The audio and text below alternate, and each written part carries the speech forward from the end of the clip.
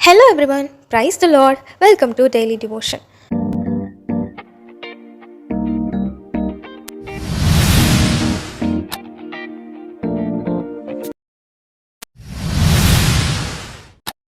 இன்றைக்கி ஒரு marriage function அப்படின்னு சொல்லி பயங்கரமாக ரெடி ஆகிட்டு இருந்தேங்க. டிப்டாப்பாக ரெடியாகி முடிச்சுட்டு சரி கடைசியாக கண்ணாடி ஒரு தடவை பார்த்துட்டு போயிடலாம் அப்படின்னு சொல்லிட்டு போய் கண்ணாடி முன்னாடி நின்னுங்க.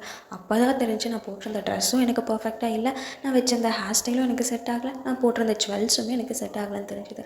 அப்போ தான் எனக்கு டக்குன்னு ஒரு வசனம் ஞாபகம் வந்துச்சு. என்னென்னு கேட்குறீங்களா? 2 கொரிந்தியர் 3ஆம் அதிகாரத்தில் சொன்னது போல, நம்ம எல்லோரும் திறந்த முகமாய் கர்த்தருடைய மகிமையை கண்ணாடியிலே காண்கிறது போல கண்டு ஆவியாக இருக்கிற கர்த்தரால் அந்த சாயலாகத்தானே மகிமையின் மேல் மகிமை அடைந்து மறுரூபப்படுகிறோம் அப்படின்னு சொல்லிட்டு எனக்கு இந்த வசனத்தை வாசிச்சோன்னே எனக்கு பயங்கரமாக ஷாக்கிங்காக இருந்துச்சுங்க. நான் வெளி தோற்றத்தை அலங்கரிக்க கண்ணாடி முன்னாடி நின்று பார்க்குறேன், ஆனால் உள்ள ஒரு தோற்றம் இருக்குது, அது ரொம்பவே அழுக்காக இருக்குது. அதை எப்படி சுத்தம் பண்ணுறது?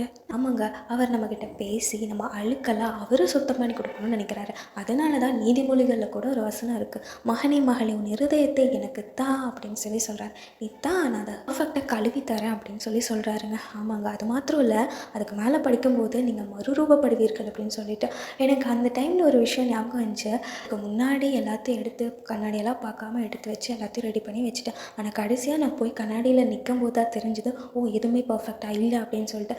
அதே போல் தான் நம்மளும் நம்மளுடைய வழியில் நடக்கலாம் அப்படின்னு சொல்லி நடந்துகிட்ருப்போம், இசைப்பக்கிட்ட எந்த ஆலோசனையும் கேட்காம நடந்துகிட்ருப்போம். ஆனால் கடைசியில் வந்துட்டு நம்மளோட இருதயம் அழுக்குள்ள தான் இருக்கும். திரும்பி நம்ம வேதமாகிய கண்ணாடியில் நம்ம போய் நம்ம இருதயத்தை காமிக்கும் போது தான் அந்த அழுக்கெல்லாம் மாறுங்க. இன்றைக்கும் உங்கள் இருதயம் அழுக்குள்ள தான் இருக்குதா?